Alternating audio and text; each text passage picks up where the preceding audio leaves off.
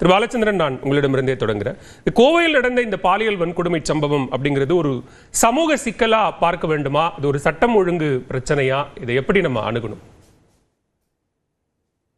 ரெண்டுமே தான். சமூக சிக்கல் அப்படிங்கிறத முதல்ல பார்க்கணும்.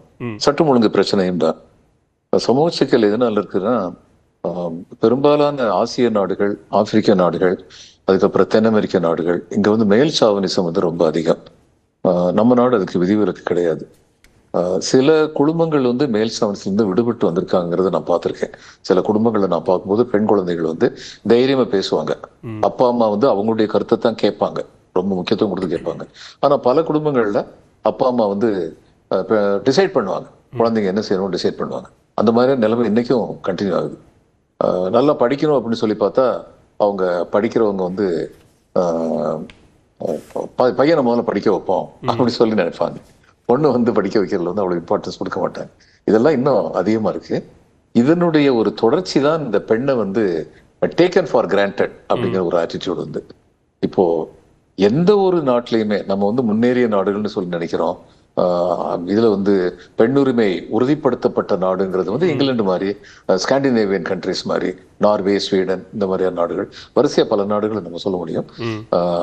அதிகமா உணரப்படாத சில ஆப்பிரிக்க நாடுகளில் கூட பெண்ணுடைய உரிமை வந்து ரொம்ப அதிகமா உண்டு. மேட்ரியார்கிக்கல் சொசைட்டி.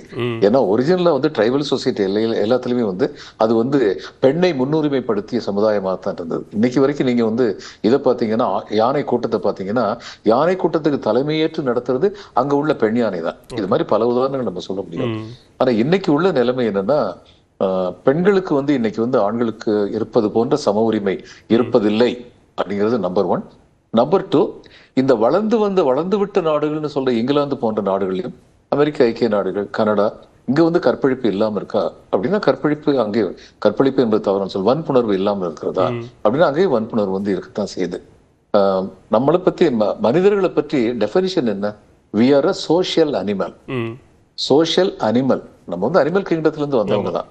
அப்போ நீதி நெறியற்ற குணங்கள், மிருகத்தனமான குணங்கள் மேலோங்கி விடக்கூடாதுங்கிறதுக்காகத்தான் சமுதாயம், சட்டம், ஒழுங்குமுறைகள், நெறிமுறைகள் இதெல்லாம் இருக்கு.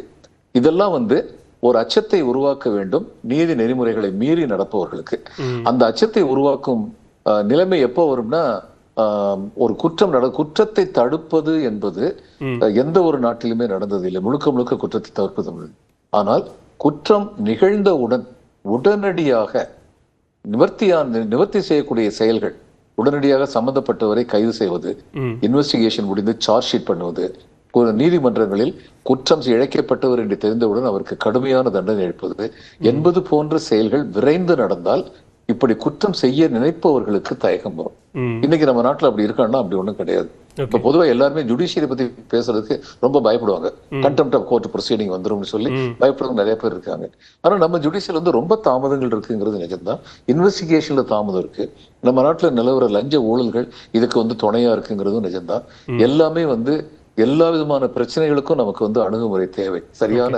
இப்போ ஒரு பாலியல் குற்ற சம்பவத்துல விரைந்த விசாரணை நடத்தணும் அல்லது விரைந்து அவர்களுக்கான அந்த தண்டனையை பெற்றுத்தரணும் அப்படிங்கிறது நிர்பயா விவகாரத்திலிருந்து அது கொஞ்சம் சட்டப்பூர்வமாகவே அது வேகம் எடுக்கப்பட்டு விரைவு நீதிமன்றம் மாதிரியான நீதிமன்றங்கள்ல அந்த வழக்குகள் விசாரிக்கப்படணும் அப்படின்லாம் சொல்லப்பட்டது. ஆனா அதற்கு பிறகாகவும் இந்த குற்றங்கள், இது போன்ற பெண்களுக்கு எதிரான பாலியல் குற்றங்கள் தொடர்ந்து கொண்டுதான் இருக்கிறது. அது ஒரு தொடர் நிகழ்வாக மாறுகிறது அப்படின்னா அது சட்டத்தால் மட்டுமே தடுத்துவிட முடியாது அப்படிங்கிற ஒரு சூழல் தானே இருக்கு.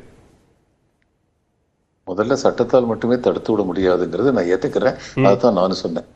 சொசைட்டல் எத்திக்கல் வேல்யூஸ் வந்து ஜாஸ்தி ஆகணும், அது ரொம்ப முக்கியம். அது கவுன்சிலிங் கொடுக்கணும், மாணவர் பருவத்திலிருந்தே கவுன்சிலிங் கொடுக்கணும். அந்த கவுன்சிலிங் மாணவர்களுக்கு மட்டும் இல்லை, ஆசிரியர்களுக்கும் பெற்றோர்களுக்கும் கொடுக்கணும், அது இன்னும் முக்கியம். இதெல்லாம் நான் ஏற்கனவே ஃபீல் பண்ணிருக்கேன், இப்ப சொல்றேன் உங்ககிட்ட. ஆனா இதை தவிர நீங்க சொல்றீங்கல்ல, நிர்பயாவுக்கு அப்புறம் இதெல்லாம் வந்து ரொம்ப விரைந்து நடவடிக்கை எடுக்கிறாங்க, எப்படி சொல்றீங்க? எதெல்லாம் பிரபலமாகுத வழக்குகள் அங்கெல்லாம் விரைந்து நடவடிக்கை எடுக்கப்படுது. மொத்த வழக்குகள் அத்தனையிலும் விரைந்து நடவடிக்கை எடுக்கப்படுறதா நான் நினைக்கிறேன். ஓகே, பேசுவோம். திரு பாலச்சந்திரன், திரு பெருமாள்மணி, இங்க கோவையில் நடந்த சம்பவத்தை நாம வந்து தனியொரு சம்பவமாக பார்க்க வேண்டுமா? அந்த சம்பவத்தினுடைய சூழல், குற்றவாளிகளினுடைய பின்புலம், பாதிக்கப்பட்டவர்களினுடைய பின்புலம் அப்படிங்கிற அடிப்படையில் இதை பார்க்கணுமா, இல்லை இது பெண்களுக்கு எதிரான பாலியல் குற்றங்களினுடைய ஒரு தொடர் நிகழ்வு, அதனுடைய நீட்சி தான் அப்படின்னு பார்க்கணுமா? இல்லை, இப்போ ஐயா குறிப்பிட்டு சொன்னதை போல் இந்த பாலியல் குற்றங்கள் பல இடங்களில் நடக்குது. சமீபத்தில் கூட இந்தியருக்கு எதிரான ஒரு பாலியல் குற்றம் UK மாதிரியான முன்னேறிய நாடில் கூட நடந்ததை, ஒரு சில நாட்களுக்கு முன்னாடி நடந்ததை கூட நம்ம பார்த்தோம். ஆனால் கோவை சம்பவம் சமூக வலைதளங்களில் ரொம்ப ஒரு அறிவார்ந்த தளத்திலிருந்து விவாதிக்கப்படுவதை நாம் பார்க்க முடிகிறது. இதில் 2 விஷயம் இருக்குது. ஒன்று ஒரு சம்பவம் நடக்கிறது, அந்த சம்பவம் அதற்கு காவல்துறை எடுக்கக்கூடிய நடவடிக்கைகள், அடுத்தடுத்து என்ன நடக்கிறதுங்கிறது ஒன்று. இன்னொன்று, அதன் மீது ஒரு அறிவு சமூகம் அல்லது ஒரு பொது சமூகம் எப்படியாப்பட்ட கருத்தாக்கங்களை உருவாக்குகிறது, அதை என்னவாக விவாதிக்கிறதுன்னு பார்க்கறதுங்கிறது ரொம்ப முக்கியமாக. ஒரு சமூகமாக நம்ம எப்படி நகர்ந்து வரோம் அப்படிங்கிறத பார்க்க வேண்டியது இருக்குது. இப்போ இதில் என்னென்னா, குறிப்பாக அந்த பெண், அந்த ஆண் பெண் இருவருடைய அடையாளங்களும் இதுவரை வெளியிடப்படாமல் இருப்பதே பாராட்டுக்குரியது. ஏன்னா இதற்கு முன்னால் ஒரு சில விஷயங்களில் அப்படி தவறுதலாகவோ ஏதோ ஒரு காரணத்தினால வெளியே வந்துடும். ஆனால் இந்த நேரம் வரைக்கும் அது பாதுகாப்பாக வைக்கப்படுகிறது. இதுவே ஒரு நிர்வாகத்தினுடைய மிக முக்கியமான ஒரு கூறு. ஏனென்றால் நிர்வாகத்தில் இருப்பவர்களுக்கு இந்த பயிற்சி எல்லாமே கொடுக்கப்படும். இப்போது இந்த சம்பவத்தில் என்னென்னா, இந்த ஒரு இரவு நேரத்தில் அந்த பெண் தன்னுடைய நண்பரோட ஒரு இடத்துல இருக்காங்க. இப்போது ஒரு சில பேர் என்ன கேள்வி எழுப்புறாங்கன்னா, அங்கே ஏன் அந்த நேரத்தில் போனாங்க? ஆனால் பெரும்பாலானவர்கள் என்ன பதில் சொல்கிறாங்கன்னா, ரொம்ப கடுமையாக சொல்கிறாங்க, அதெல்லாம் கேட்கவே கூடாது, அது ஒரு பர்சனல் ப்ரைவசி அப்படிங்கிற ஒரு வார்த்தையை இன்னைக்கு நாம் பயன்படுத்துகிறோம். இந்த பர்சனல் ப்ரைவசிங்கிற இந்த வார்த்தையை நாம் எங்கே பயன்படுத்துகிறோன்னா, ஒரு இரவு வேளையில் ஒரு விமான நிலையத்துக்கு அருகில் இருக்கக்கூடிய ஒரு இடத்துல ஒரு வாகனத்தில் ஒரு வயது ஒரு ஆணும் ஒரு பெண்ணும் அவங்க பேசி கொண்டிருக்கிறாங்க. அந்த பர்சனல் ப்ரைவசிக்குள்ளே நீங்கள் போகாதீங்க. ஏன்னா இவ்வளவு நாட்களும் நம்ம வீடு சார்ந்த இடங்கள், இதற்குள்ள பெண்கள் இருக்கிறது, இதெல்லாம் பாதுகாப்பானது அப்படின்னு நம்ம சொல்லிக்கிட்டு இருந்த ஒரு காலகட்டத்தில் இருந்து இன்றைக்கு நாம் ஒரு உயர்கல்வியில் சிறந்த ஒரு மாநிலமாக இருக்கிறோம். பெண்கள் எக்கச்சக்கமான குடும்பங்களில் பெண்கள் வேலைக்கு போகிறாங்க. அப்போ அப்படியாப்பட்ட ஒரு இடத்துல இந்த பதம் இருக்குல்ல, பர்சனல் பிரைவசின்ற இந்த பதம் ரொம்ப முக்கியமான ஒரு பதம். அப்போ இந்த சம்பவத்தில் ஒரு பெரும்பான்மையான மக்கள் என்ன சொல்றாங்க? பெண்களுக்கு பாதுகாப்பு வேண்டும், அது எந்த இடமா வேணா இருக்கட்டும்.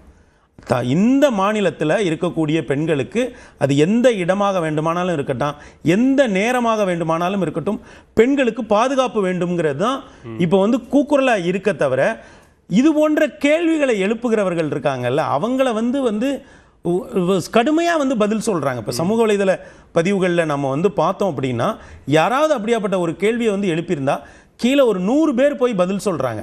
அப்புறம் அதை டேக் பண்ணி எழுதுறாங்க, இப்படியெல்லாம் ஒரு பார்வை வைக்கக்கூடாது, ஏன் அங்கே போனேன், எத்தனை மணி, அப்படியெல்லாம் இல்லவே இல்லை. பெண்கள் பாதுகாக்கப்பட வேண்டியவர்கள், அவருடைய பாதுகாப்பை உறுதி செய்ய வேண்டிய பொறுப்பும் கடமையும் ஒரு சமூகமாக நமக்கு எல்லோருக்கும் இருக்கிறது அப்படிங்கிற இந்த குரல் இருக்குல்ல. இப்போ இதில் அரசியல் கட்சிகள் போராட்டம் நடத்துவது, அரசியல் கட்சிகள் அதன் மீது ஒரு கவனத்தை உண்டாக்குவது அப்படிங்கிறதெல்லாம் ஒரு வழக்கமான நடைமுறை தான். அது நாம் காலங்காலமாக பார்த்துட்ருக்கோம்.